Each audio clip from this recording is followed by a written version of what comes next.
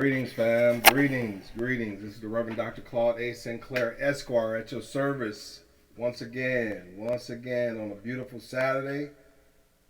Summer's starting to show up in Cali and Los Angeles, having a beautiful day today. All right, yeah, you notice I have different hats on. A sister who I met, who needed legal advice but didn't have money. She said, "Hey, I'm gonna make you some hats." I'm like, "Cool." She had a medical condition. She's not with us right now. But much blessings to her and the family. We give an honor to God, who is our source of empowerment, our single source of empowerment. And I hope that everyone had a very empowering week. And we're going through our Summer Wealth Camp Literacy series, where July the 6th to the July 31st, we're going to be kicking off the Wealth Literacy Boot Camp. So we want to, hey man, I'm telling you, this is the greatest decision that you can make for you and your family, especially your children, to get a grassroots, none of that financial literacy stuff, trying to sell you insurance or see if you're ready to buy a house and all that kind of stuff. This covers all of that, but much, much, much more, right? We want to get you to the nonsense, so when you get to the financial literacy portion, which is the chapters 5 through 8, we cover the foundation in the book here, and everyone should take the time to and build up your groups and like and share. This is the book. You can get this book on Amazon. You can go to my website. It's published by Ex Libris. You can contact them as well, and also you get a copy of this when you join the main course. When you join the 52-week wealth building workshop, you'll get a copy of the book as well. Okay, so this is, if we go through, first of all, we wanted to give a shout out. Did that last time. We got like 1, 2, 3, 4, 5, 6, 7, 8, 9, 10, 11, 12, 13, 14, 15, 16, 17, 18, 19, 20, 21, 22, 23, 24, 25, 26 countries that are listening to my podcast and my Saturday school broadcast. So when we want to build the numbers up, This is for you. See, this is for everybody, no matter if you're in the United States or not. This framework mentality is foundation. It never changes. Certain things never change, right? So let me give a brief shout out to these various countries, including the U.S., of course. Shout out Australia, shout out to Australia, shout out to Egypt, shout out to India, shout out to Mozambique, shout out to South Africa, shout out to Denmark, shout out to Jamaica, shout out to Canada, shout out to Germany, shout out to Estonia, shout out to Sweden, shout out to the Philippines, shout out to Colombia, shout out to the United Kingdom, shout out to Israel. Shout out to Romania. Shout out to Barbados. Shout out to Indonesia. Shout out to Saudi Arabia. Shout out to Croatia. Shout out to Norway. Shout out to Nigeria. Shout out to Turkey. Shout out to Poland. And a shout out to Mexico. All right. Okay, let's get going here. We did our shout out to the various countries. Send a blessing to them and their families. And you can also become a part. It's online ministry. Be an active participant to the program. Now, when we go to briefly, the presentation today is my personal story about relationships and therapy in pursuit of the American dream. All right, and it's going to be broken down into 4 distinct parts. Therapy and relationships, part 1. Part 2, therapy in the workforce. Part 3, self-therapy. Part 4, the solution and finding your purpose. All right? Before I do that, we go through in our 52-week wealth building workshop, family workshop. The book is broken down, the source of the material is broken down into 12 chapters. Each chapter is designed to cover the month, right? The topic of the month. Chapter 1, January, we talked about the framework of the money game, the philosophical framework of the money game, money, how it works, its purpose and so forth. Then chapter 2, which is February, we talk about getting and staying out of debt. Getting, staying out of debt. And then chapter 3, which is March, developing a wealth building strategy. We talk about that month. And then chapter 4, April, the importance of education, time management, goal setting, and the development of income producing skills. That's really important for the young people. Very important developmental for everyone, but especially the young people. And we're going to emphasize that on the boot camp series. Chapter 5 is May, the introduction to investing and the development of diversified investment portfolio. See, this is no Nancy Pansy stuff. See, we start off in the first 4 chapters. We start off kind of, as basic to get the foundation. Then we build upon that, and everything is building. So chapter 6 is introduction to starting your own businesses, where we go into different type of business entities there are and why you would want to start this particular type of business. Right? And this is the complete course is designed to be 18-month, drawing the line in the sand. And each year we get more sophisticated and better. And of course, we'll be able to branch out in different programs as the membership grows. And then we get to bring on board some very talented individuals to help us in this process. Right? Now, when we go through here, remember to keep your eye on the crystal ball there. That sure keep you, to get that indoctrination, that cognitive dissonance out of you so you can start focusing on what I'm saying and let that, instead of being an enchantment and a spell put on you every week by the traditional establishment, let this sink in so we can revamp this thing. We need new leadership, new coaching, right? Okay. So let's get started on the presentation today and see where we're going. We've spent 7 minutes on the intro, so it should be pretty good right now. We should be pretty good time-wise. Okay. There are 4 distinct parts of this podcast. I'm probably might get a little bit telling too much information in the middle, but that's okay. I had one person comment and said, "Hey, tell me more about you. Tell me about yourself." I'm like, it's on the website. I got a brief biography there for myself, but we're trying to build a relationship so that way we can talk to each other. See, so you feeling me? I'm just trying to help you. I'm trying to help you to be a better person, build a stronger family. See, I know this stuff works. It's guaranteed to work because this is how the system operates. I'm telling you what the law is from the biblical aspect and the life that we live. In the world, be in the world, but not of the world. But you got to know how the world operates in order to compete so you can maintain your spiritual awareness among yourself, because there is a close connection between the two. All right, part 1, therapy and relationships.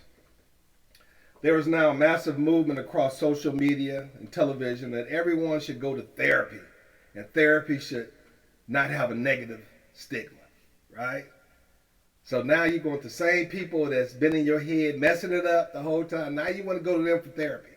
Right? They've been indoctrinated into a system of stagnation and oppression and don't know nothing about you, see, and want to give you therapy now.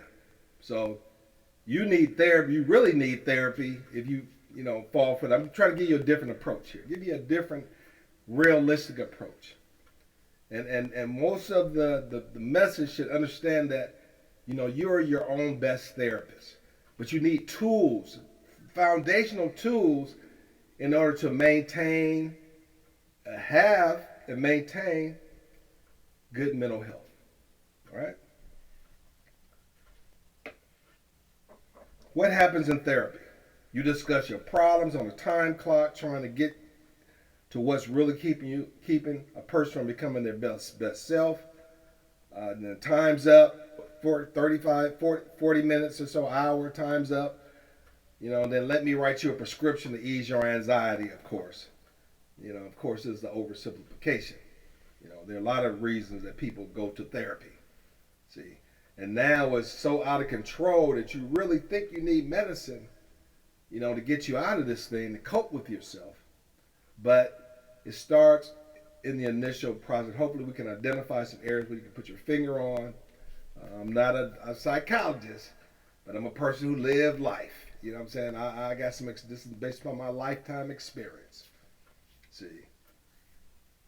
And of course, as a minister and an attorney to help solve problems and deal with life, I've been through the whole gamut, right? So, as a man, my position on therapy, based upon my experience and what that I'm aware of, is just a pretext of, especially in a marital relationship. To me, therapy is a pretext to what a woman is planning to do anyway, and this is part of their exit strategy. See, actually, I'm just not talking about women right now, but I'm talking about you are the centerpiece of the relationship, of the home, and everything. Everything revolves around you. So that's what I'm talking about. I'm not picking on you, and this is just, or deals with only a small fraction of people at all. It may not even be your experience, right? But my experience, actually, these women are being, let's see here, I wrote this for, these women are being compassionate than the ones who want to go to therapy are being more compassionate than the ones who just get up and leave without saying anything, right? Dexter has arrived. Male or female. I saw a report that said women have a 6-year clock on marital relationships, give or take. Maybe this should be a basis for proposed legislation where marriages should be renewed every 6 years, right? Except in the case of children, which makes it a little bit more difficult. I recommend that if you do it, instead of the child having to leave the home every week or so for visitation and stuff, then the parents are the ones should be shuffling. The kids should stay sedentary in their environment, and the parents are the ones that come back and visit. So, but then that at least that'll give these individuals that are supposed to be grown individuals get to think twice about breaking up the home. Maybe that'll help. All right. Next, if you can't talk to me, my issue is that we're in a relationship. You can't talk to me about something that's bothering you, and you're unable to listen to or care about how I feel about the situation. I definitely don't want to go to a third party telling me how to deal with the situation they may or may not have experience with themselves. See, I've listened to people say they went to a therapist, different nationality. And that's what we have a tendency to do is go to the master for who messed up your head in the first place, going there for therapy. That just, to me, just don't make sense. That's a mental problem that we need to address. See, and then at the end of the day, all they're doing is telling you, well, you just need to break up anyway. Maybe you just need to break up. You know what I'm saying? If it ain't, they don't know. This is not into resolution. Then later on down the road, these individuals say, man, that wasn't good advice for me. You know what I'm saying? Because now you're trying to reconcile with the party, and they say, nah, I'm not. You let people into your head, make you do foolish stuff. See, and that's why we have a problem with our children growing up to be adults, but still have childlike minds. See, this is about building a foundation so you can make proper decisions. Yeah. So, and my thing is, if you're unwilling to discuss with me, so when you're in a relationship, that person is telling you what's on their mind. But then you have to have another person that's willing to listen to what the other person's saying. It's just not your world. It's two worlds here. Now you come together and talk. Most of the time it's just one person complaining but don't hear what the other person's saying. So all of a sudden you got to go to therapy, right? And but if you can't listen to me, how am I gonna listen to a third party? And this is the underlying motive. It's called gamesmanship. If two people love and respect each other, they should be able to talk to each other and care deeply about how the other person feels and what they say. It should not be a one-way transaction. Both ladies or men. If you have care about each other, see. And this is just brief stuff. I really didn't even want to go into relationships. It's such a terrible issue, just like religion. You know what I'm saying? But I'll just give you some brief. We'll move along in a minute. Based upon my experience and observation, when a woman starts arguing and fussing about something for no reason, especially when it hasn't bothered them before, somebody's in their head swaying their thought process away from you. Now, the only thing remaining for the woman is to get out of the relationship. And to me, visiting a therapist is a proven method to start this process of departure, right? So it justifies them that, hey, I tried. You know, if they just don't pick up and just leave right away. Like I said, this is the compassionate woman, but they still sending you through hoops by talking about a therapist or complaining about this or that, which, you know, is really amounts to nothing. It's like the parent who teaches their children not to take gifts and candy from strangers. Then women, when a sweet talking stranger gives you flowers, you know, it will not easily sway you. Normally that's what happens. Somebody come by and start sweet talking you, and all of a sudden you get dizzy and say, oh, he gave me flowers and he says nice things to me and recognize what color my hair is and what dress I have on, you know. And then, then it's, easily sways, give you flowers. Then, like a traitor, you can't be trusted and unstable in all your ways. And odds are you will end up single with kids, is my observation. At the end of the day, I call them a lily pad hopper, frog leap from one lily pad to another. See, because the lily pad is greener over there. See, and just like in any situation, when you're dealing with traitors and so forth, especially when you betray your people with against another country or another race or whatever, they can't never trust you. They can't trust you. There can be no trust there. See, if you betray your own people, what you think you're gonna do to me? See, and the same thing in a relationship. If you sabotage your own relationship, this man, he has kids in this relationship and stability, but yet you betrayed that trust, and you want to go into another situation. They can't trust that. See. They can't trust that. The man just into it, it's like it's a long-term type situation. So you got to think about that. Because at the end of the day, these women end up being single and alone at the end of the day. So you got to go into it for more than just, I want to be, you make me happy or I feel good about you and emotional at that point in time. A relationship is not glorified dating. There's more to it than that. Right? There's more to it. Like children, women and men should understand that it's not each other's job to make them happy. You should already be a happy person, and now we can be happy together. See, but you can't be a troubled person, bringing trouble into the relationship, and then mad because, you're not happy, because you're not happy in your own, skin. Right? Men and women should be taught to take care of themselves and love themselves first. That's what equally yoked is. So when you come into a relationship, you're equally yoked. I love me, you love yourself. We can love each other then. See? And I'm happy because that's just the way I am. We can work together and build together. That's what it's about. Not because I have a physical attraction for you. You have lust feelings and stuff. That's not the foundation of a long-lasting relationship. See? You'll grow together. You'll grow to love each other because of you working together and can build something together, right? That's the emphasis. And then everything else is like icing on the cake. See, icing on the cake. Men and women should be taught to take care of themselves and love themselves. They should both be taught to cook and clean and keep a clean environment. No woman should have to picking up after a man, and vice versa. You know what I'm saying? Handle your business. See? This is why this program of holistic living is so important, giving you a larger purpose for your combined lives. We want to come together and be better together than we are apart. That's the whole objective. See? And what I talked about before, just a little noise there that keeps us divided. Look at the Willie Lynch letter. I did one on Willie Lynch and stuff. The mental divide, because we're not thinking. See, we have to be strong. That's why I say when I say take back your power. See, God gives us principles in which we can dwell in that gives us the power that we need to live successful and happy and morally driven lives. See,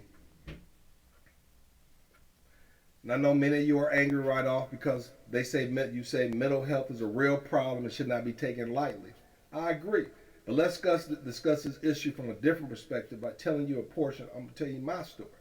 See, and the reason that is at a catastrophic level right now of mental health is because we don't have the tools necessary to address these issues. So we resort to getting the doctor giving us medication. That's part of the game. See, therapy in the workforce. I was raised during the civil rights era, and racism was a real overt phenomenon, even more than it is today. It was very painful, a painful experience. But I had to walk through the flames. You got to learn to walk through the flames. Not being, we complain about everything. See, if you complain about it, fix it. Because you complain, the flip side of the complaint is the solution. It's like a pancake. It's both sides. Flip it, and the solution is on the other side. The statistics are the same, but the mental delusion has changed. Right? It gives an appearance of everything is okay. See?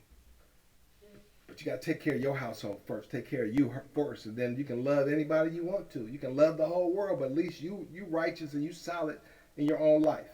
Today it appears on television that racism is viewed as a milder version than it was, which has morphed into something quite different.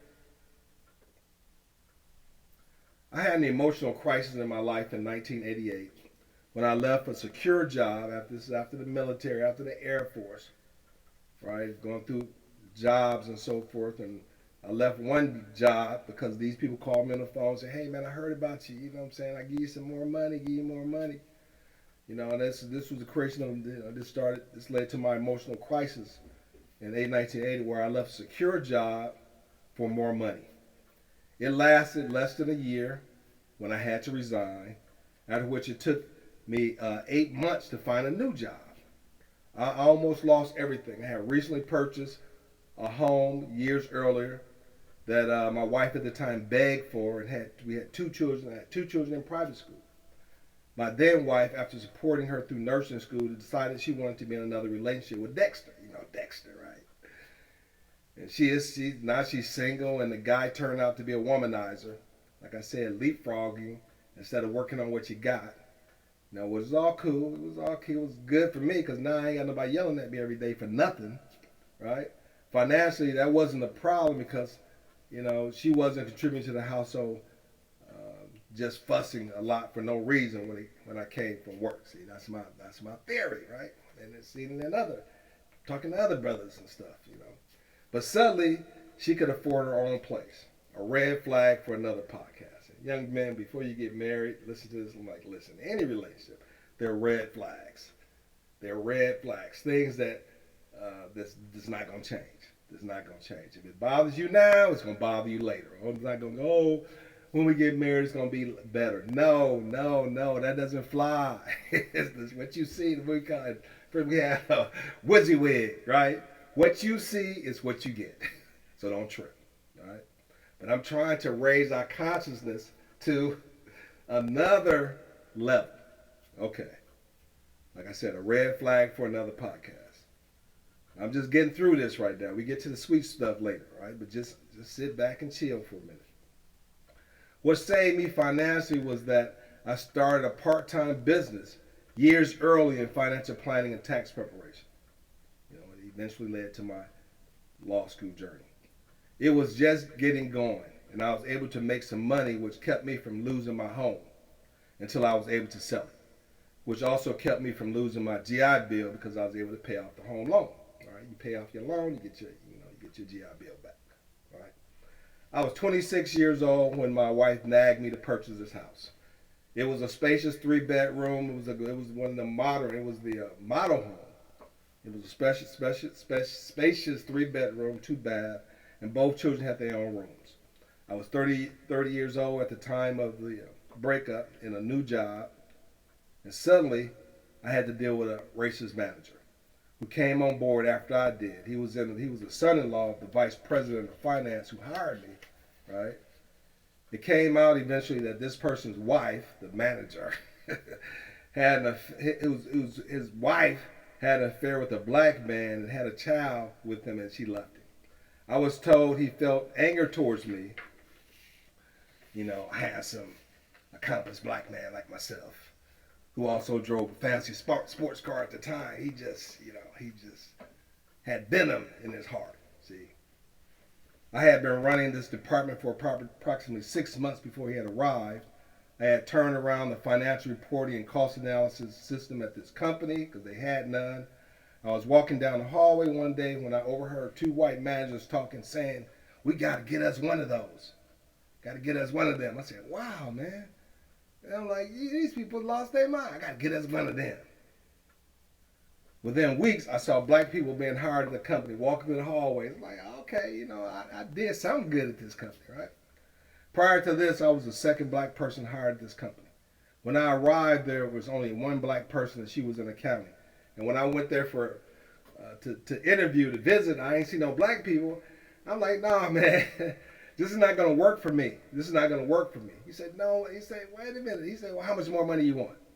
I'm like, wow. But we not understanding money at the time. We not asking, what to ask for, even though it was like twice as much I was making at the my other company. I should have asked for even more, right?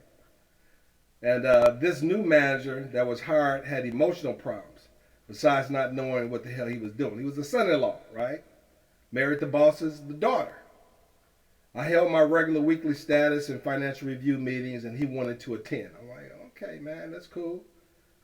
I introduced him to a group of the departmental directors, as directors before the directors of the different departments, and the managers. And after the introduction, it was a trip, right? Because I was at the meeting, and because I've been, turning this company around for like 6-7 months before this guy even showed up, right? Giving them presentations, a graphical presentation, they just loved it. And then when he came, after I introduced him in the meeting, everybody's head shifted right back to me. They said, "Oh, how you doing? How you doing? Nice to meet you. Nice to meet you." And they all shit. It was a trip, right? And then they turned their heads in unison back to me, and we started the meeting. The new manager's face turned red, right? And I saw deep hatred in his eyes. It was like, wow. I always had pretty good perception. I was removed from conducting these meetings, and the badgering had begun. Right? Nothing I did was right. However, just before the son-in-law arrived, I was asked by the contracts department to review this particular Navy contract because they were losing money. Right? And the company president wanted to know why. This company was only about 800 to 1,000 employees, and I managed both military and commercial contracts that they had.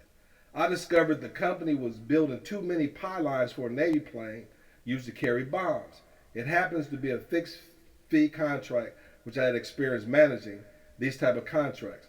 I discovered they were producing one too many pylons, which cost $600,000 each. Right, so those budgets are real tight. So they were bleeding cash and they didn't know why, which is pretty ridiculous. I was told that I would be getting a bonus for my discovery because the president was happy, everybody was happy.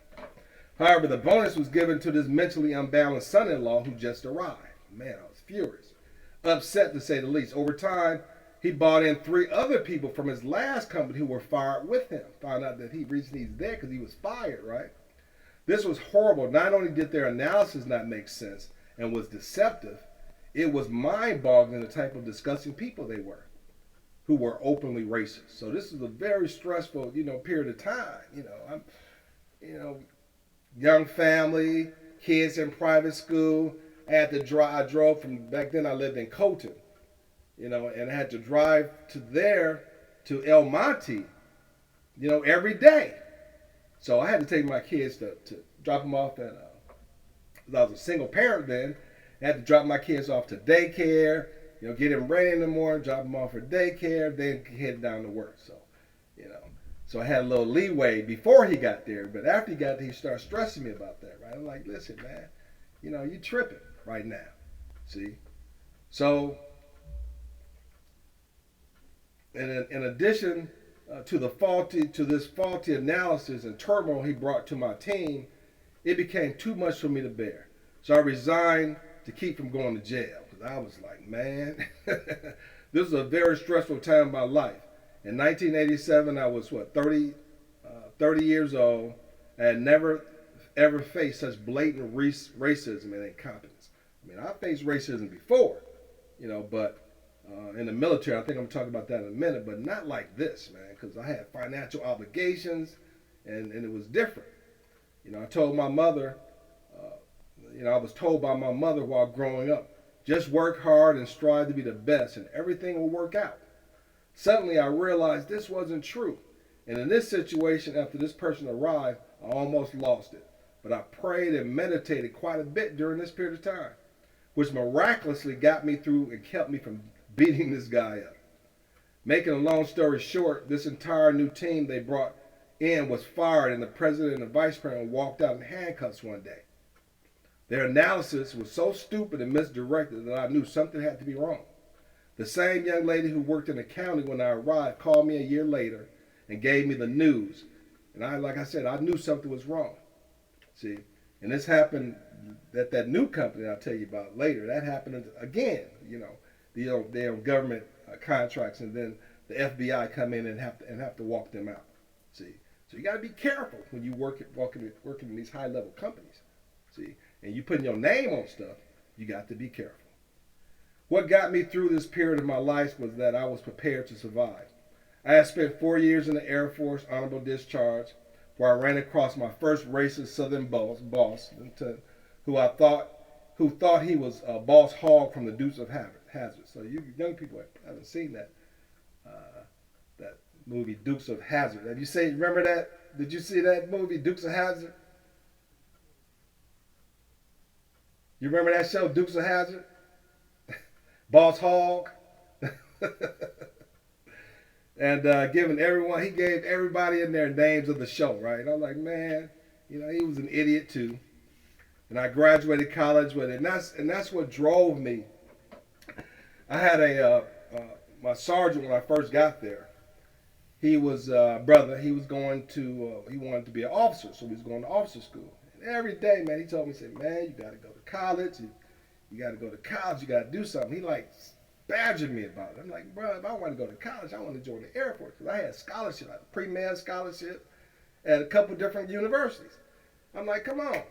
So finally, I went ahead and took up his advice. He must have badged at least 7 times. About 7 times, maybe I should. But I think I talk about that in another podcast, right? I graduated college with a dual bachelor's degree in business finance and economics, and a certificate in financial instruments. And fortunately, I had already started a part-time business which helped me to keep my mind on a bigger picture, which gradually would eventually turn into my law practice. This approach gave me sanity because I saw light at the end of the tunnel. And I try to tell people stress out about their jobs. First of all, a job is an asset. It's an asset, so you need to treat it as such. And this program teaches you how to transform that asset into wealth. That's what it's about, right? That journey the dollar makes in the creation, accumulation, and preservation of wealth. And also, when you have learn how to operate a business the way businesses should be operated, it gives you a different aura, and enlightenment comes in because you have a light at the end of the tunnel. See, this is just not a one pony show. So you say, hey man, I got a plan B and a plan A. See, plan A is to get an education so you can get a good paying job, right? Plan B is to the 75-25 rule, invest in your personal growth and development, and personal growth and professional development. And plan C is that now the wealth are turned into assets, and now instead of you working for money, your money working for you. In a nutshell, that's basically it, right? This is my first time since leaving home that I was without employment. Even though I had a part-time business, I was not mentally ready to do this full-time. It was a very traumatizing period of my life. At this time, I made a promise to myself that I would never be caught like this again. This is how I handled my mental crisis, see, because I had an escape hatch. I had foundation. Although this is by far not the only racial incident in my life, but I pushed them aside because I would not be denied. You got to walk through the flames. The flame purifies. All right. I don't have enough sense to stop, but you got to prepare yourself. I want to get you better so you'll be better equipped at 18 than I was when I left home. See, I was when I left home at 18, didn't know nothing. I was victim status, but thank God I had some good people around me. That one brother who encouraged me to go to school to get an education to better myself. He said, because you don't want to be around these people that don't know nothing, always telling you what to do the rest of your life. That motivated me to go to college, to go to school, and learn something. And my trade was a pharmacy tech, because I wanted to be a doctor. So and they had just closed the physician assistant program, because that's what I was headed for, and they had closed the program. So I said, wait a minute, man, let me be a pharmacy tech, so that way I know all about medicine. So when I make that transition, at least this box checked off, right? Let's say, even though I had a part-time business, I was not mentally ready to do this full time. And I still had that job mentality. Got to find a job, got to find a job, got to find a job. It was a very traumatizing period of my life. At this time, I made a promise to myself that I would never be caught like this again. I need to have some money in the bank. I need to have some savings. I need to make sure my 401k is maximized. Start me a business so I can start having some money on the side, some cushion, right? This is how I handled my mental crisis. I had foundation. Although this is by far not the only racial incident in my life, but I pushed them aside because I would not be denied. I think the only reason this incident affected me this much upon reflection is that I had financial responsibilities other than myself, and my children depended on me, right? Hundreds of resumes later and at least 20 interviews, I finally got a new position making more money. I got 2 raises the first 2 months on the job because of my thorough insight and innovation to cost accounting and financial reporting. I was the fix-it man. I was the man that fixed it. I was the fix-it man. I was mentally ready at this time. I had a thriving part-time business, and I was maxing out my 401k saving plan at this position. When I went to that new job, right? See, and they had an accounting system. There's garbage in, garbage out, right? Yeah, they had their financial system. See, I have to, as a financial analyst, I have to prepare documents that I have to give to the directors and stuff of the company. So if I give them bogus numbers, see, that would have messed up everything, and I know that would have been the basis of me getting fired. So I'm like, okay. So when I got here, that's why I got, raised the first 2 months I was there. So that leaving that other company, 2.5 times, 3 times more money. So I was like, cool. So when I went in there, I told the man, I said, listen, I said, first of all, I need to audit your financial records. They had the material purchases, and they had basically the material purchases, and then you had to look at make sure their formulas were right in the computer for overhead calculation, direct and indirect, manpower loads and all that kind of stuff, right? So I went to the material. The guy that's heading the materials department, and I said, "Hey, I need to audit your numbers. I mean, all that other programming stuff, I ain't know nothing about that kind of stuff. But when it came to the financial calculations part, that was, I was, tuned into that. So I said, I need to look at your formulas. You calculate material overhead and costs, right? He didn't want to do it. Who the heck you think you are coming down here talking about you need to, my numbers are right and all this stuff. I'm like, oh. So I told my boss, he said, man, you got to just humor him. Let him look at the computer. What's the big problem, right? Find out that his calculations were wrong. His calculations were wrong. I had manpower loads, all that kind of went through all of them, and but his were wrong. See, and that was made a big difference. That got me my reporting analysis got me the first raise, and then this right here got me the second raise within a short time. I was in, for that period of time. So I was like the golden kid right off the bar. Great asset, great purchase, right? So let's see. I got here new position. This got the first 2 months on the job because of my thorough insight and innovation, the cost accounting, financial reporting. Remember that last company I went to, they didn't even have an accounting system in place, man. The nerves of these people, right? But anyway, and I was the golden child, the fix-it man, right? So with this new position lasts for about 5 years until I decided to leave and start law school full time. I was mentally ready at this time. I had a thriving part-time business, and I was maxing out my 401k. So I had maxed it out during that period of time, so I had a nice little cushion to take me through law school. All right. So when I left home at 18, I never had to go back home. Almost 50 years later, although experienced many challenges, 2 wives, 3 children later, and 3 grandchildren, not to mention the girlfriends and helping them raise their children, I have a vast life experience and know what it takes to raise winners. All right? And relationships. See? So this is why I created this personal development program, because I observed the problem in our communities and household and create a curriculum to address these issues. It's an approach. It's an approach. You can visit my website and courses for a more detailed biography. And I'm going to send out notices. You need to get on my email address, because sometimes these presentations, you guys miss them. So get on my email list, so that way, because I'm going to prepare a webinar that addresses the summer boot camp program in more detail, and I'm going to have great opportunities for you to become wealthy. See, this is giving you an opportunity to change the whole game, but you got to be willing to be trained and look at things from a different perspective. It's nothing I'm not going to diminish you. I'm elevating you. This is a curriculum of elevation. All right? This program is designed to provide a foundation for life, a perspective I did not have while growing up. Even though highly motivated, and before leaving home at age 18, because you don't have this information, it's a life of trial and error. Some errors I'm still living with to this day. All right? Not many, but some errors can mess you up so that you never can rebound from. See?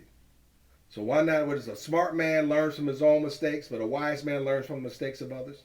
There's opportunity to graduate from kindergarten to go to graduate school. I'm just saying. Okay, part 3, self-therapy.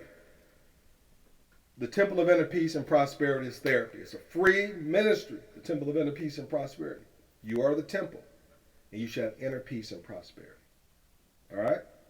Teach your children to respect knowledge and education and to love themselves. And that loving yourself means preparing yourself for life. As my story illustrates, stress is the most debilitating emotion there is. And not being in control and unable to do anything about it. That's very stressful. That was crushing. Because I'm like, wait a minute, man. I know I'm way better than y'all. But yet the racism, man, they don't care. They didn't care. See? They just was stuck on stupid. And their stupidness led them to their own demise. On multiple occasions, that's another lesson. They weren't able to recognize their own ignorance and own destructive habits. See? And didn't have the ability to correct it. This is an opportunity to correct destructive behavior. Teach your children to respect knowledge and education, to love themselves. And that loving yourself means preparing yourself for life. As my story illustrates, stress is the most debilitating emotion there is. And not being in control and unable to do anything about it. We got to stop that. We want to control our destiny. We want to make sure that we provide opportunities for our children. They ain't got to go through nonsense. We have the power, we have the resources, but we need to develop the mindset to do this. We need to develop the mindset. See, we're fighting against progress. It's only been, 156 years since the Emancipation Proclamation? You know what I'm saying? And we brought that slavery nonsense with us. Now we have the ability and the history to put together, take the best of the best from that and build our own cake. We put icing on it. See? Talked to a young lady the other day, about a probate matter. And the reason she got into this situation because she thought she was too smart and she shot herself in the foot. See? Greed kills. Greed is not a good thing. And then especially on top of that, you don't have any knowledge, you know what I'm saying, to do what you're talking about doing. You think you're outsmarting the other person, they outsmarted you. Right?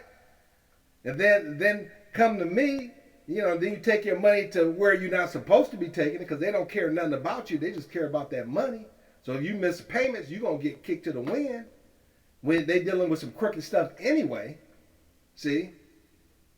Then want to call me up and then want free. I'm like, wait a minute, man, I got to pay rent too. Want free advice again and again and again. I love you, my sister, but still, no, you doing, you know. And then I see other women of our hue doing the same thing, taking the money outside the community. It takes money to stand on the cutting edge of knowledge, to run. Everybody want you to have an office and all this kind of stuff. Wait a minute. How can I have an office when y'all taking y'all money elsewhere? See? It takes money to stay on the cutting edge and to have fabulous surroundings and offices that you want to see. And you take your money out, spend it on, then you come back and you want us to do it for free or for a tremendous discount. It doesn't work like that. You got to stop it. And that's across the board. We need more professionals. Our parents encourage us to go to school, get an education, but then they don't even support it themselves. They want to accept that you all of a sudden you at a different level of knowledge and stuff, and they don't want to change their ways. And they still don't want to seek advice when advice is needed. It's unbelievable. It's totally dysfunctional behavior. And people going through these probate issues today, learn beforehand. We're going to talk about that later. We talked about the spiritual, getting our mind right. Now after we finish the summer boot camp, then we're going to go into estate planning, business related type matters. All right. But I shouldn't get there now. Get that knowledge now. All right. Okay. This kind of stuff right here, like, the stress, that's what's getting our people today. Stress, man. The stress of survival, the stress of making ends meet. Together, in a great way, we can change that. I'm trying to help you out here. We don't have time for this. You just got to go on. You're talking about faith. Do something that works. Do something that works. See? And in our communities, we have, we want everything for free. I did one on scams. So easily scam because they came with some bells and whistles and some gimmick and defrauded you because you didn't have to do nothing, right? You didn't have to do nothing. Is that on my daughter? It's a shiny part. Okay. All right. And then when you have to do something, then you're not interested and you got to put some work in. That's how you get scammed. Put the work in so you get some critical skill thinking ability.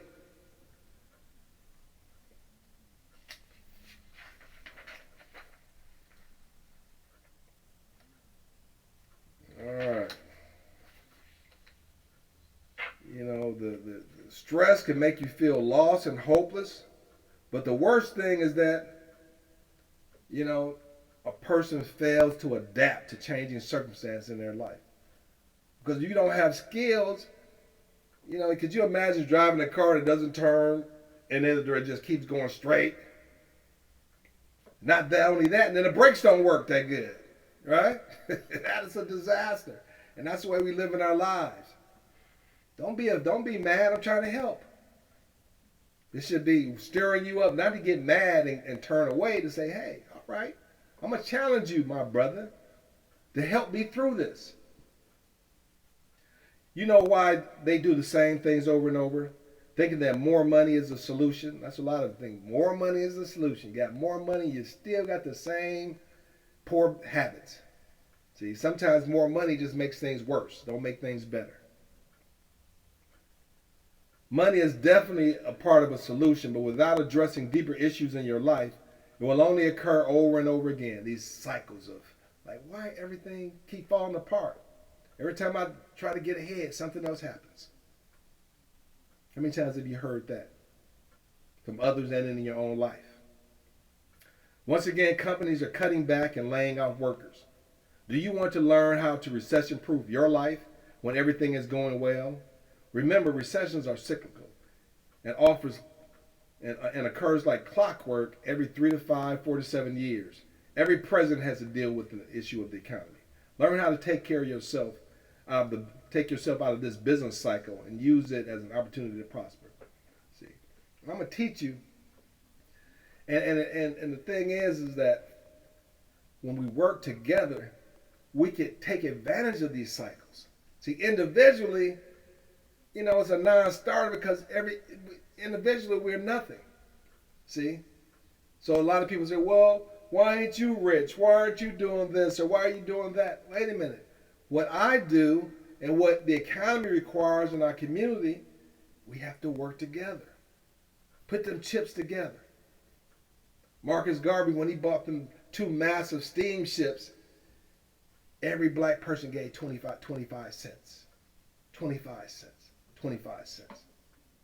See? Then he had people around him that were dishonest and didn't know what they were doing. And he said, hey, if I had it to do again, I would make sure that I educated my people in finance, financial management strategies. See, we want somebody to save us, but they can't save us, man. Just like that religion. If ain't nobody can save you, you have to save yourself. And then we have to come together. The kingdom build. That works. Everything else is mysticism and hocus pocus and enchantment. Judge a tree by the fruit that it bears. Right? Like I tell you, I'm not taking away your Jesus. I'm giving you a more powerful Jesus. And we're interpreting the scriptures to empower and not to weaken you. Keeping your head bowed and backs bent. Thinking about hocus pocus and mysticism and witchcraft and sorcery. See? When you love yourself and your children, you invest and learn to become your best self. This is the best mental health therapy against anxiety and depression. So, work with your children early so they can become the superstar they want to be and you want them to be, able to withstand disappointment and hardships and thrive. Right? And when I gave you the story about the employment situation, it affected me. See, there are 2 ways that at least that it can affect you. I believe that it was more of my ego that was, and who I am and what I represent, because I brought, from my other job, I brought professionalism. I was taught to be a professional. I was taught to be accurate on my reporting and how to be a good financial cost analyst, right? And I knew and ran the department and shaped it up 6 months before he got there. So it was more of attacking my character and who are the substance of the person. See? But if I was in a job where that was taking place, right? And I wasn't prepared for life. I didn't have an education. I didn't have a military background. None of that. I would have probably been crushed to oblivion. See, so at least one part of it, the part that I couldn't control because I wasn't in control of my destiny, that's why I went to law school. I said, wait a minute, man, I got to get me a job where I'm in control. I can't be working for people that control my destiny. See, so with the first part of your journey, you got to do that because you got to get experience. You got to have that cash flow so you can invest in your future self. Then eventually you can make that transition. Because if you're a strong individual and they're not gonna want you around anyway. So the exit strategy is the exit is gonna happen anyway. See, it's gonna happen anyway. So you need to prepare for it. It's not back in the day when we first started out going to college. Oh, you can work for a company for 20 years, retire, get a pension, everything is rosy. Get your gold watch, everything is all right. But that changed, man. Everything has changed. The whole economy, the system has changed. That's why generational wealth is so important. Because each generation's economic climate is different. This inflationary period has destroyed the hopes and dreams of future generations. See? Not only taking on the jobs and taking them overseas because these people want to get a higher profit margin. Instead of making $1 trillion a year profit, they want to make $2 trillion. See? So we caught up in that insanity and we're not understanding, wait a minute. We contributing to our own demise through our conduct. That's why the educational system is being dummied down. So you can't think. See? And the religious institution is not helping you because they're dumbing you down even more to get you believe stuff that you see that ain't reality. Look at the neighborhoods. Look at our society. Black folks, the most church-going people there. We got the most crime, shit, children, drive-bys. That don't make sense or sense. So we need to wake up. We need to gird ourselves. Men. All right. Okay. When you love yourself and your children, you invest in and learn to become your best self. This is the best mental health therapy against anxiety and depression. So, work with your children early so they can become the superstar they want to be, able to withstand disappointment and hardships and thrive, learn to thrive. So you learn to thrive. Just think, getting together with family and friends, groups and stuff.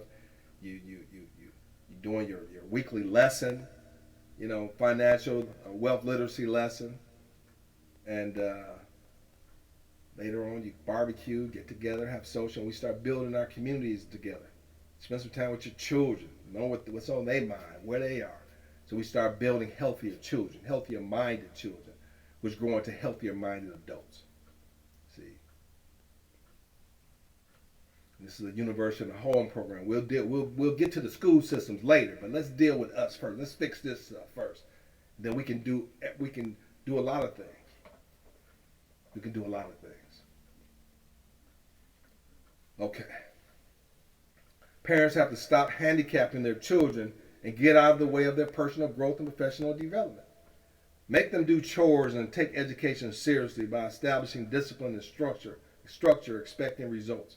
I've created the 52-week training program for the family and the rite of passage program for ages 12 and up. These are both powerful programs to transform you and your family and friends. Now, this is powerful. This is powerful stuff. This is powerful stuff. Give it a shot, man. Every year is zipping by so fast. Give me a year or two on this program. Let's see what happens. If anything, you're going to be much better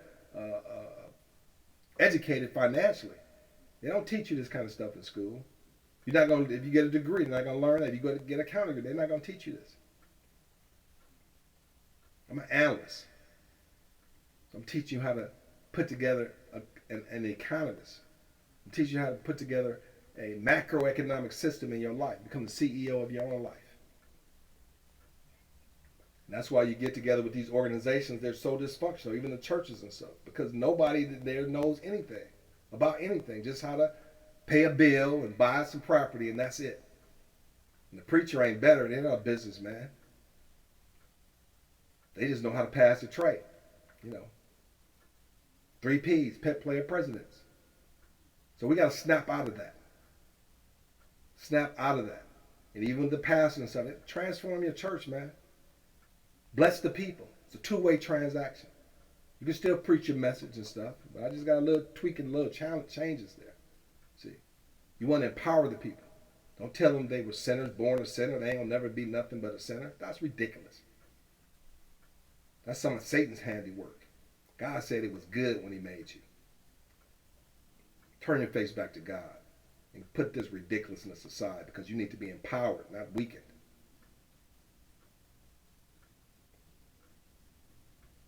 Like I said, it's a powerful program. The whole structure is designed, 5 certificate programs, designed to empower you and still give you that self-centered, spiritual, meditative spirit that you need to thrive. See, give you the Jesus that the scriptures intended, and you're not handicapped. Because when they turn 18 years of age, for example, you will want your son or daughter you want your son to be a man. You want your daughter to be well grounded and established, and be responsible when you never taught them how. Wait a minute, it says how. When your children turn 18 years old, for example, you will want your son to be a man and be responsible when you never taught them how. I've heard women talk about that. When my kids turn 18, my son he getting out of the house. He got to go. Remember, my stepdad told me, man, like, when you're 18, you got to get a job. You got to do something. I was like, my mom said, man, forget that. You just go to school. You all right. You ain't got to worry about that. Right? So I had to, a lot of kids are, and I was a good student. So, I had scholarships, college and stuff. I wasn't tripping, right? But some kids don't have that. See, they don't have a parent that pushed them to be the best and didn't say too many negative things to me, right? But encourage me. Even when I had teachers that looked like me throw negative spin on it. See, telling you ain't gonna never be nothing in life. Wait a minute, you a teacher. You a black teacher. How you telling me I ain't gonna never be anything in life? I'm in the 3rd grade. Just because we don't get along, you don't try to destroy me in the process. You want your son or daughter to be responsible. How can you want them to be responsible when you never taught them how? Be a blessing to your children. Enroll them in this program. You'll be surprised. They become an asset to you, not a liability. Looking to their mother or other women to take care of them. See, if you don't raise your man, you raise your... Listen, your son is not your boyfriend. He ain't your pimp, right? Teach him to be responsible, not being lazy, because what happens is that then he's going to be a leech on other women. Then you complain about men in society. You're raising them. You're raising the men. Then you complaining about it. Let me help you out, my dear sisters, and put some extra income in your pocket too. Can't get no better than that. I went to one meeting. This brother said, "Man, you sound like a pimp." And there's other sister in there. She said, "Listen, if a pimp's gonna put money in my pocket and educate me, pimp me." I was like, everybody's like, whoa. Man. Like I said, women complain about no good men, but women are raising them. Women are raising them. Half of parents still financially support their children. Study shows half of parents with a child over 18 provide them with at least some form of financial support, according to a report. For parents, however, supporting grown children can be a substantial drain at a time when their own financial security is at risk. According to Savings.com, these parents are shelling out roughly $1,000 a month on average on such expenses, the report found.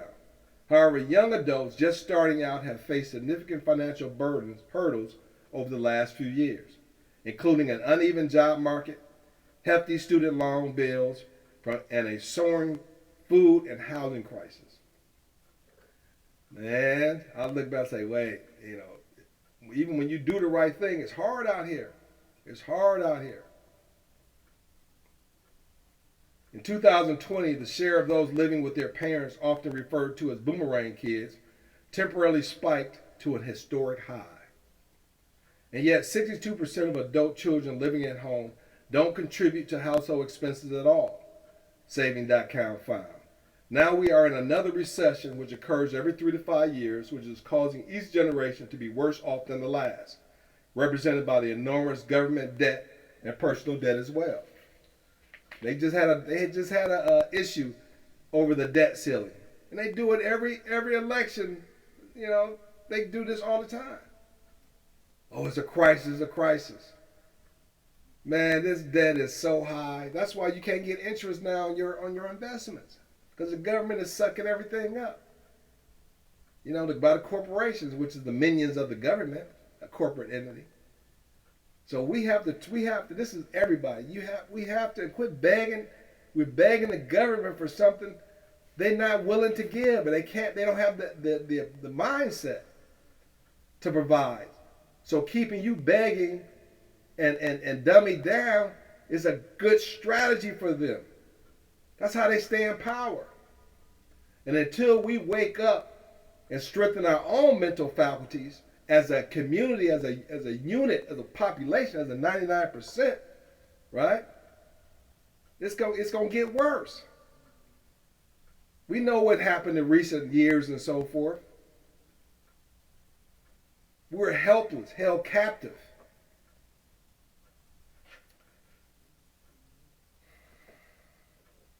The government is in debt, man, is morally and economically bankrupt. And we're doing the same thing. We're mimicking the government. That's a formula for disaster. It's a formula for disaster. This can't be sustained. It can't be sustained. So the people got to say, this is our government, man. This is where we live. So we got to think bigger. We got to think bigger. We got to send a new group of people in there to lead our country instead of this backward thinking, you know, uh, racist mentality that's causing the destruction of this nation and the people. This leads to tremendous emotional stress and trauma, which has a direct effect on any type of relationships. Boardwalk School of Economics will give you and your family the foundation to address these important survival issues beforehand. This is also a major reason for the increasing rates of homelessness sweeping our nation. It's all a domino effect. Think about this. Just take treat it as a regular university curriculum. Even if you dropped out of high school, got out of prison, foster care, whatever, it doesn't matter. It'll grow on you. This is a different type of education. This is a different type of education. Anything else is about getting a job so you can have cash flow. See? This educates you, and if you don't have cash flow, it will give you cash flow, provide cash, the way it's set up. But the more cash flow you have, the better, the easier it's going to reach these objectives. But the knowledge you should have, because one day you might win the lottery. So you don't want to end up being worse off than before. See? It's a grant program. People spending all this time filling out forms for grants and stuff. Be your own grant program. See? Instead of begging for kibbles and bits. That's what destroyed the church when they knew they could be a 501c3 and get money from the government with strings attached. So we don't play that game.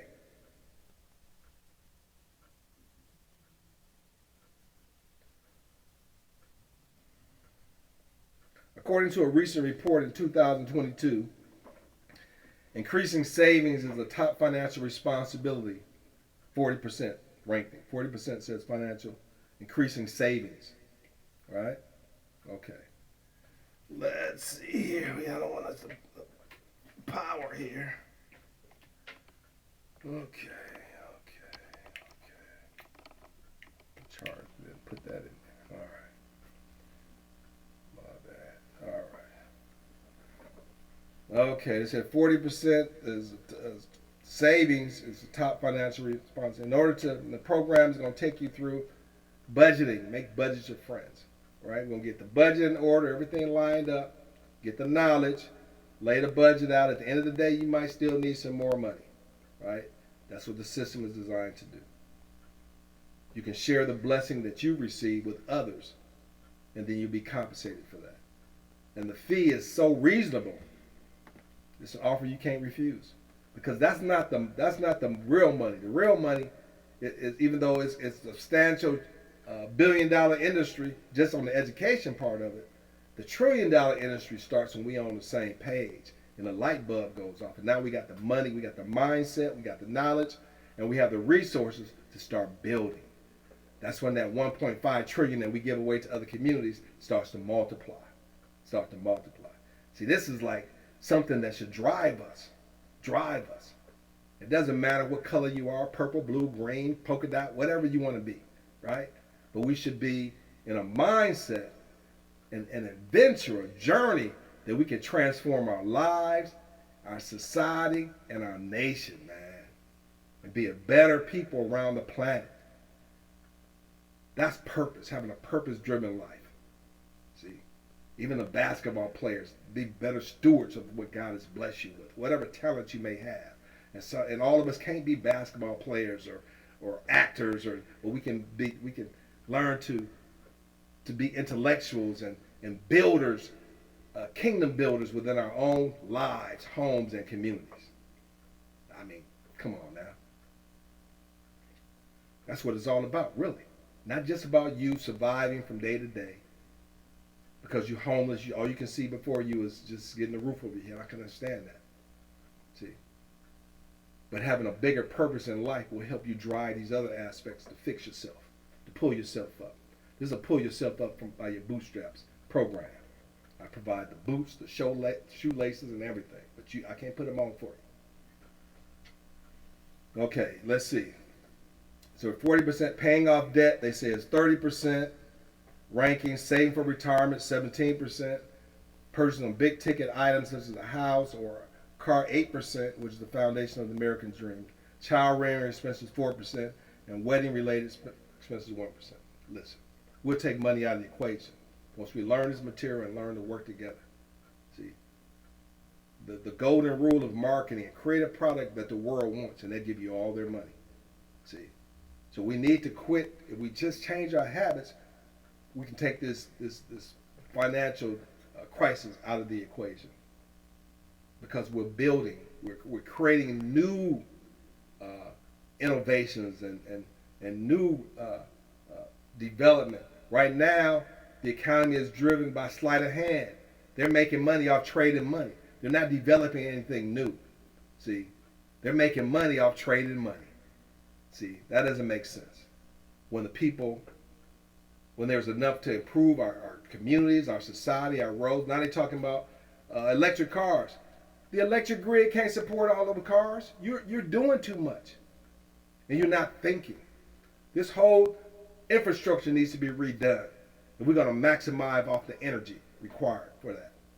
The buildings have to be refitted to maximize this new technology. That's a lot of jobs and opportunity, but you have to have the mindset. We need to create our own Silicon Valley so we can be ahead. We know what the innovations are. It's a level playing field, but we need to get knowledgeable and have the resource so we can invest. We got one sister that is working on a cure for cancer and different things. Why can't we refund that research? We always depending on somebody else to do for us. We have the ability to do for ourselves. It just don't make sense. So don't be offended. Get on board. Instead of 30,000 black people being scammed in less than 6 weeks, that'll make sense. Put those resources into something that's going to work for your life, that's going to change your life. That you can sit in your home and around family and friends and grow together. Okay, let's see. You see 4% related to child rearing. We're almost done here. We're almost done. We're going to keep it on that. We need to speed it up a little bit so we can keep it at that hour and a half. Boardwalk, let's see. You see 4% related to child rearing expenses means that not enough investment is being put into investing in personal growth and professional development of our children before they become 18. Now, you want your children to be ready to compete, see, at a superior level. The remaining statistics are merely symptoms coming from this category. Investing in child growth and their economic development will cause the other categories to substantially improve, which covers dropping out of high school, prison, living at home and not contributing, which all leads to homelessness. You need therapy because it is overwhelming, and your therapist is getting paid, helping his or her mental health, which is them getting paid, while you are being left without a real solution, which started in childhood. Not because you are secretly in love with your mother or need a father figure. In other words, them asking you, how do you feel about your parents? Man, I need to know how to survive, man. I need to know how to get my household right, my mind right. You asking me about how I feel about my parents. They're going to tell me I need to get out of a relationship because it's toxic. Poor men, we've been, we everything about us is toxic and over masculine and what is the famous word? I can't think of it right now. The biggest insult that they have. Come on, man. We need men. Men come together, man. Build. We get it together. We can put our families back together. We need to be strong together, stronger together. And these unfair laws that they pass against men. We got instead of on the internet, we complaining about everything about the women this and let's stop that. Let's leave that to them. Let's start building. Let's start being men. Let's take back our communities. You know what I'm saying? People, you live in the inner city, in the inner city, and you got all these drive-bys and stuff. The community knows who's doing it. Man, organize yourself. Organize yourself. Bring economic opportunity. Open up them churches, churches there, and transform them. And start making sure these young people don't have idle minds. We can rebuild. Everybody can't move to the suburbs or move into other states so they can make more money. Let's make a stand where we are. Let's start rebuilding where we are. And quit running, chasing after somebody else.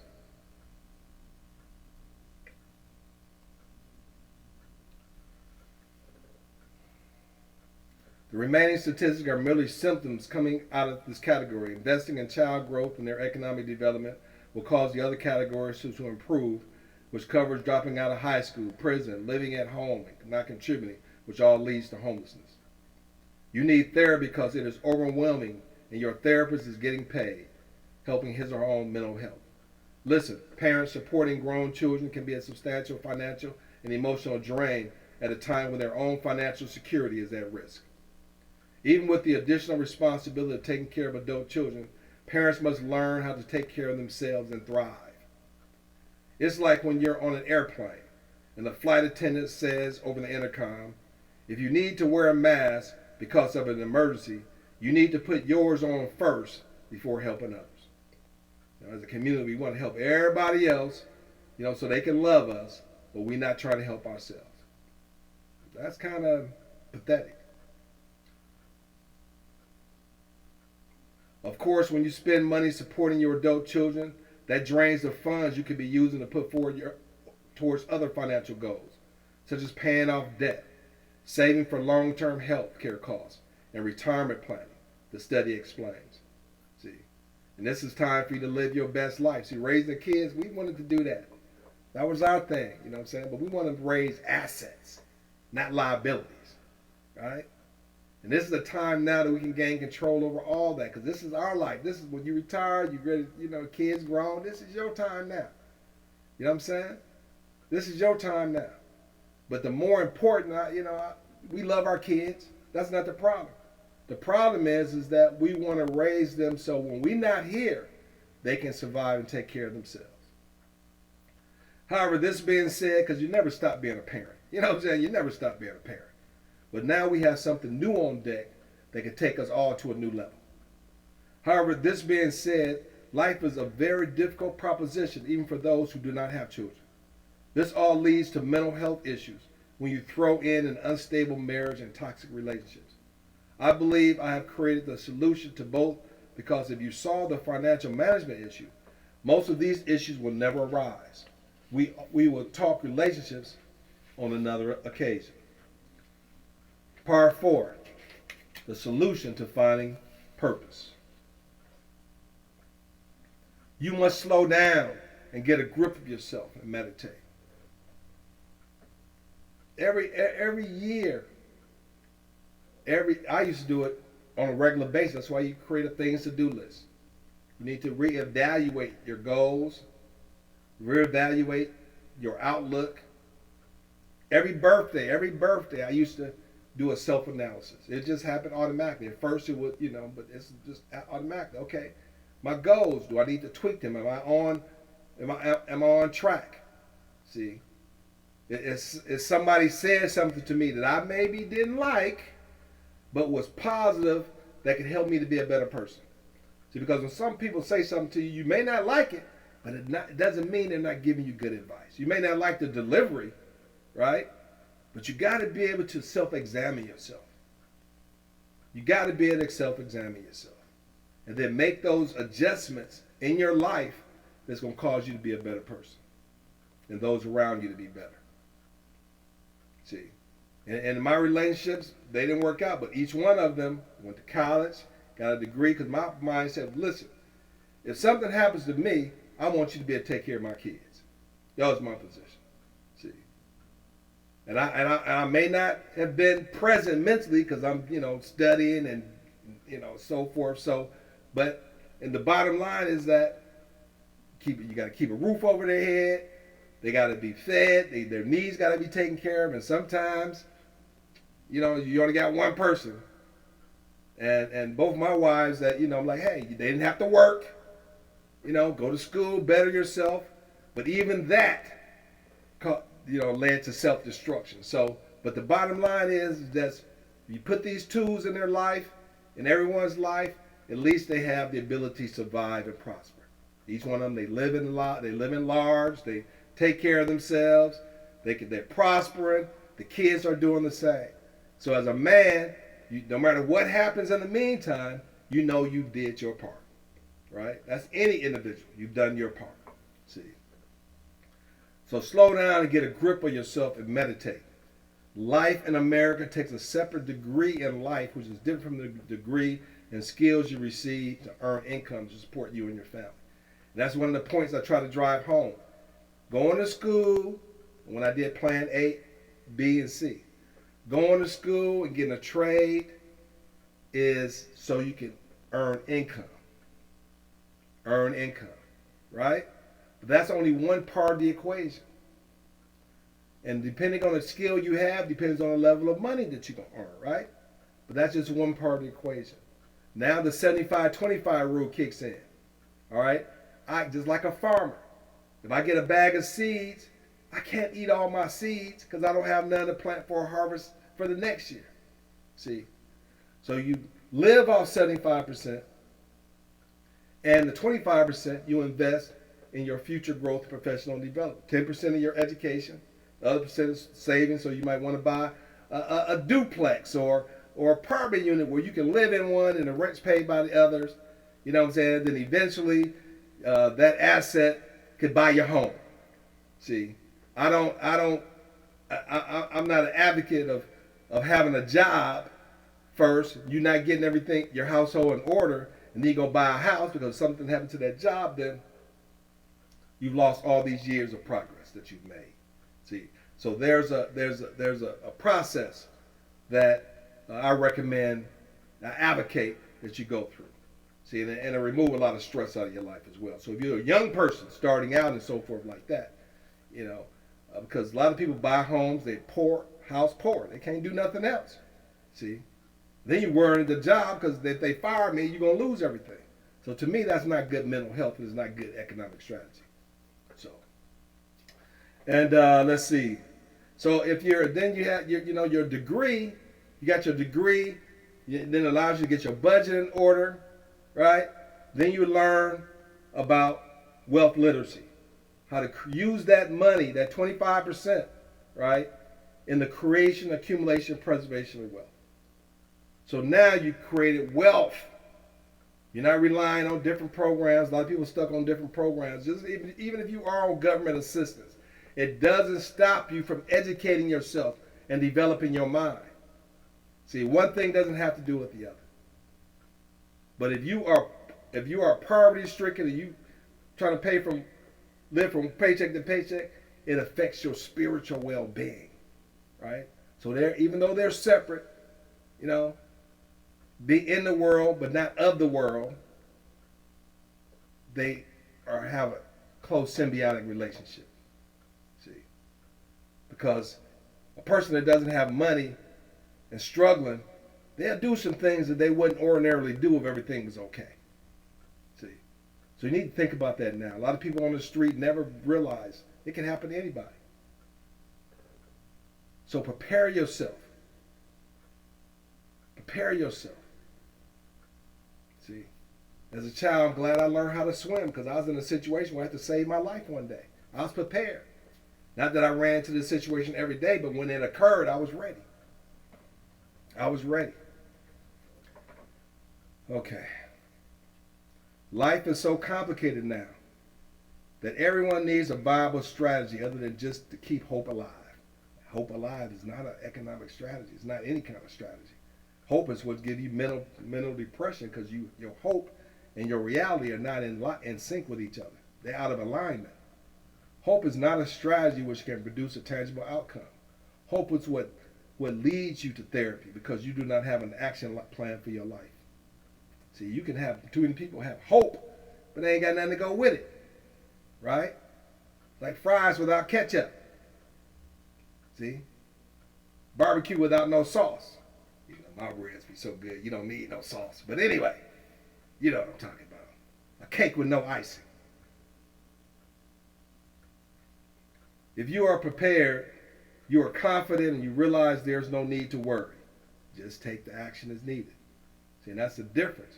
See, if you know you're ready, and you're prepared to be ready, then your stress level is very low.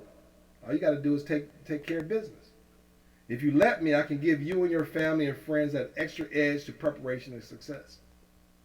I've been through the system, man. I've been through it many times. I'm like, wait a minute, just watch out. I'm gonna help my people. My people are sleepwalking right now. See, you don't want to hear correction. I never thought of that part. You know what I'm saying? But I just got to do my part. What God sent me to do, put on my heart to free his people from mental bondage. See, because now you're being willingly put in bondage. He took the chains off, but the mental chains are still there. And if you're just thinking about self, you're still in mental bondage too. Let's learn how to not only be in love with ourselves, but our brothers and sisters that we see and walk by every day being indifferent.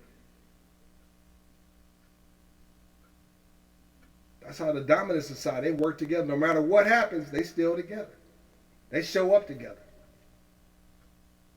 They show up together. We don't do that. Simple stuff. This is not about hateration or anything like that. It's about having love for yourself and the team that God put you on.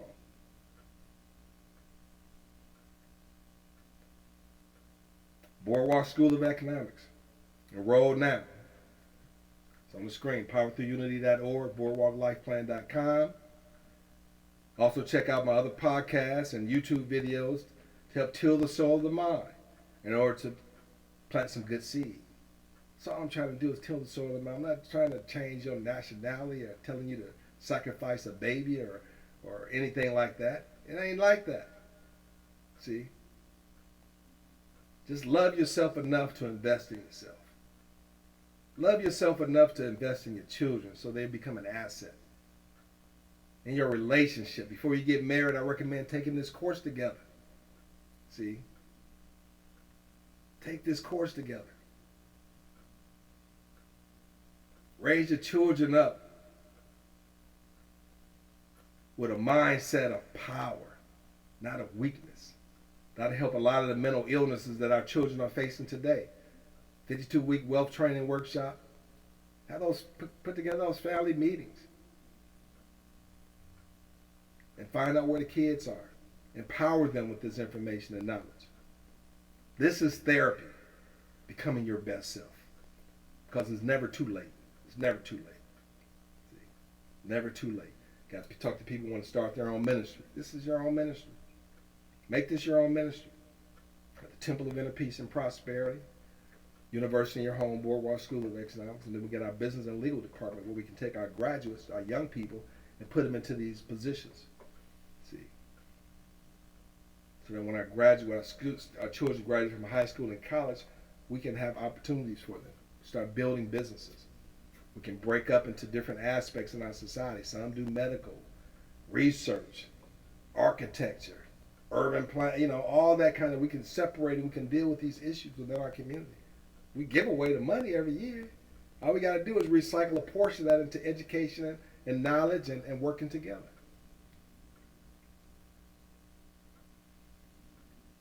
Be more and thrive. Remember, big things start small. Enroll now in my Summer Wealth Literacy Boot Camp, which begins July 6th through July 31st. All right? Peace and blessings. We came, 45 seconds earlier than, the deadline of the time clock. So, man, listen. This is so simple to do.